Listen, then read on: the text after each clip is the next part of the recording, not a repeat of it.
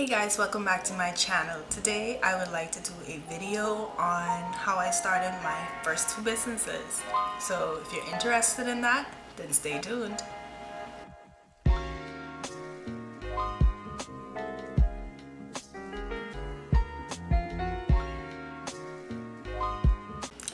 So how I started my businesses was I came up with an idea, or should I say ideas of things that I was interested in, but also things that I thought that my demographic needed.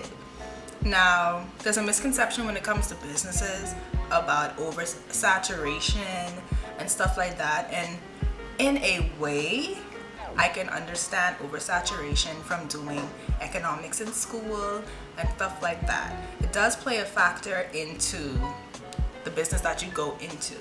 For example, I have two small businesses.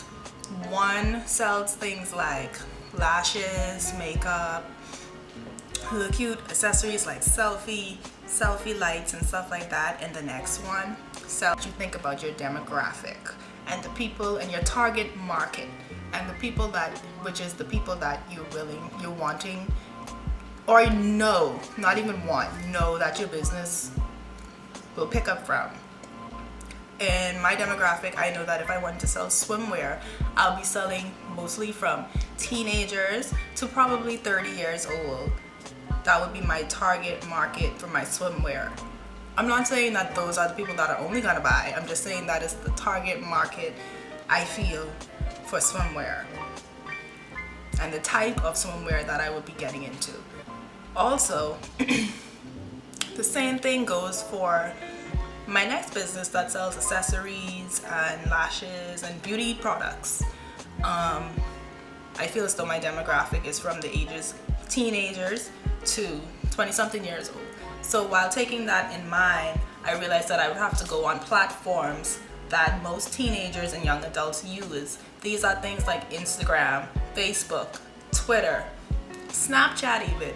Things that I know that people in those demographics use.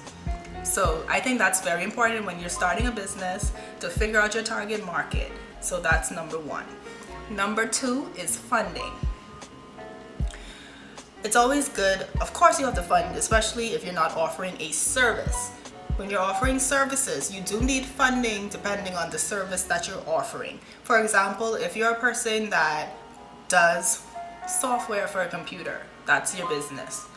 You are offering a service. You need to buy a certain type of equipment to make your service ready. So you still have to have some sort of funding. Funding is considered capital.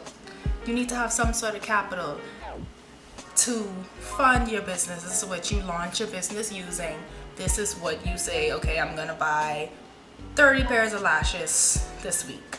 This is the money that you start your business with. This is very important. It's a very important step in launching a successful business, because you need to be well equipped for the services or the goods that you're willing to provide. You're willingly ready to provide to your willing customers. This is very important, and this is step number two.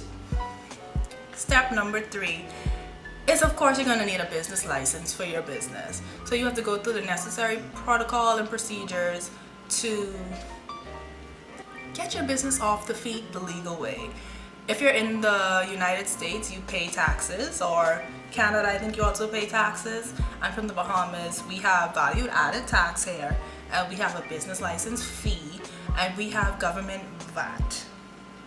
Now, smaller businesses do not get charged government VAT. If you are making under $100,000, which my business do not make $100,000 per annum. So I do not get charged those taxes. Different tax laws vary based on where you're from. So you want to get really familiar with your tax laws to make sure that you're doing everything the way you should do them. Because you don't need any problem from the IRS or anyone else, honey. So you need to make sure that you get that intact. Step four is finding a source, a good source for your business. A good wholesaler If you're selling goods or anything, you need to know who you're getting these things from. You need to know who's giving you the best prices. This will not be an easy step. This is the step that I feel takes most time because it's hit or miss. When I started my swimsuit business, swimsuit, swimwear, etc.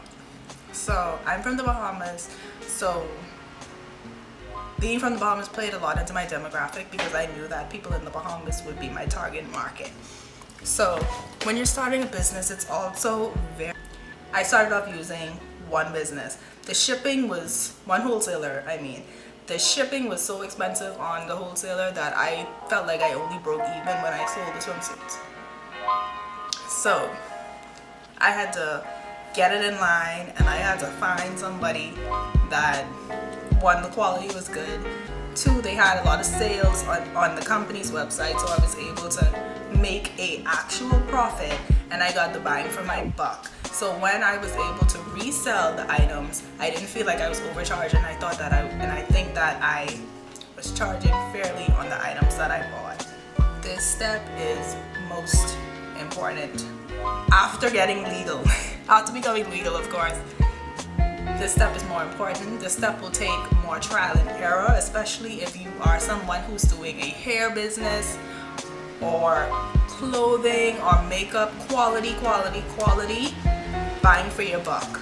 This will be trial and error for you, but you will eventually find a wholesaler that you love, that works with you, that makes sure that you're straight 100% of the way. Once you follow these steps, you'll be well on your way to having your first successful small business. So I hope these 4 easy steps, help someone in chasing their dreams.